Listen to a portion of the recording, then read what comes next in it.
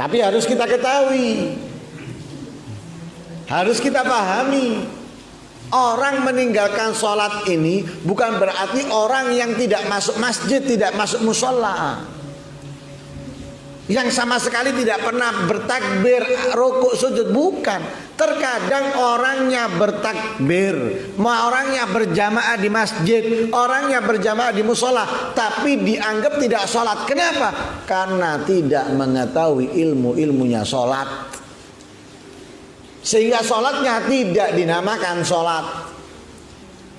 Berjamaah dia di masjid, berjamaah dia di musola, istiqomah, bahkan mungkin yang buka pintu, bahkan mungkin yang azan, bahkan mungkin yang ngimami. Tapi ketika ditanya satu persatu dari ilmunya sholat, dari syaratnya sholat, dari rukun-rukunnya sholat, dari hal-hal yang membatalkan sholat, satu dua yang dia bisa jawab, satu dua yang bisa dijawab. Syaratnya sholat berapa? Disebutkan 4 atau 5. Yang lainnya kemana? Nggak tahu, nggak mengerti. Rukunnya sholat disebutkan, ini itu disebutkan komplit. Ketika ditanya satu persatu, takbiratul ihram yang benar bagaimana? Ya takbiratul ihram yang benar ini. Syaratnya apa? Nggak tahu. Dibaca Fatihah sama dia hafal Fatihah. Ditanya syaratnya Fatihah ada berapa? Nggak tahu. Apa aja yang harus diperhatikan dalam Fatihah? Nggak ngerti. Rukuk, mengerjakan rukuk, ditanya syaratnya rukuk bagaimana, nggak tahu. Syaratnya sujud bagaimana, nggak tahu. I'tidal nggak tahu. Duduk di antara 2 sujud nggak tahu.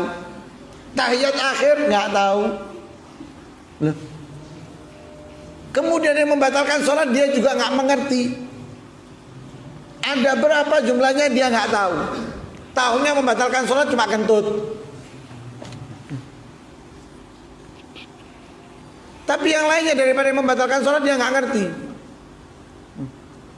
Satu contoh aja gambaran yang orang banyak tidak mengerti. Mengingatkan imam ketika salah. Subhanallah, subhanallah. Banyak orang yang nggak ngerti. Kalau niat mengingatkan itu dapat membatalkan sholat, harus diiringi dengan niat zikir. Harus diiringi dengan niat zikir. Tapi rata-rata orang yang mengingatkan itu ngiling no niate. Saya coba tanya, kamu mengucapkan subhanallah untuk apa? Ngiling no imami salah. Loh, itu membatalkan sholat. Nggak niat apa-apa? Enggak, cuma niat ngiling no. Loh, membatalkan sholat. Ini banyak orang yang nggak mengerti, dan itu terjadi di masjid-masjid, bahkan musola-musola. Lah itu seperti orang yang nggak sholat. Kenapa dikatakan seperti orang yang nggak sholat? Lihat Nabi. Ketika Nabi masuk masjid, ada orang sholat tanpa tumak nina. Salam diparani sama Nabi, didatangi. Sholli, fa inna kalam tu sholli. Katanya Rasulullah, sholatlah karena kamu belum sholat. Loh, ini orang habis berdiri, habis ruku, habis i'tidal, habis sujud 2 kali. Berdiri lagi, baca Fatihah, baca surat, ruku, i'tidal, sujud, duduk di antara 2 sujud tahiyat. Setelah salam, Nabi mengatakan sholat, kamu belum sholat. Nabi mengatakan loh, sholatlah, kamu belum sholat.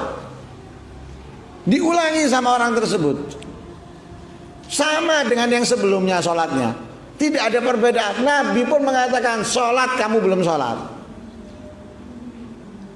Setelah berulang beberapa kali, lalu dia bertanya, loh ya Rasulullah, aku ini sudah niat, aku sudah takbir, aku sudah baca Fatihah, aku sudah ruku, aku sudah i'tidal dan lain sebagainya.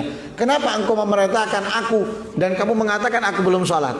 Katanya Rasulullah, sholat itu seperti ini, diajarkan oleh Rasul. Takbir, baca Fatihah, kemudian surat, ruku, tumak nina, i'tidal, tumak nina, sujud, tumak nina, bangun dari sujud, duduk di antara 2 sujud, tumak nina, sujud lagi, tumak nina. Begitu juga seterusnya. Ini sholat. Ini yang dinamakan sholat, adanya tumakninah. Lah ketika hilang satu rukun aja dianggap dia tidak tidak sholat. Makanya kata Nabi dia sholat tapi dianggap tidak sholat. Makanya seperti yang saya ucapkan tadi itu, ada orang di masjid, ada orang di musola, istiqomah berjamaah, bahkan mungkin pertama kali yang masuk masjid, tapi karena tidak mengerti ilmunya sholat, maka dia menjalankan sholat seperti tidak sholat. Jadi jangan kita kira yang nggak sholat itu sing bendino mabuk, yang nggak tahu ngincep masjid, nggak tahu ngincep musola. Bukan itu, tapi terkadang yang di dalam masjid, di dalam musola dianggap nggak sholat dia. Kenapa? Dia menjalankan tanpa ilmunya. Karena itu wajib mempelajari ilmu apa yang kita kerjakan atau apa yang akan sesaat lagi kita lakukan. Wajib itu, mohon. Adapun yang belum kita kerjakan, masih jauh akan kita kerjakan, nggak wajib kita pelajari. Tapi yang sedang kita kerjakan, kalau kita belum mengetahuinya, wajib kita mempelajarinya. Atau yang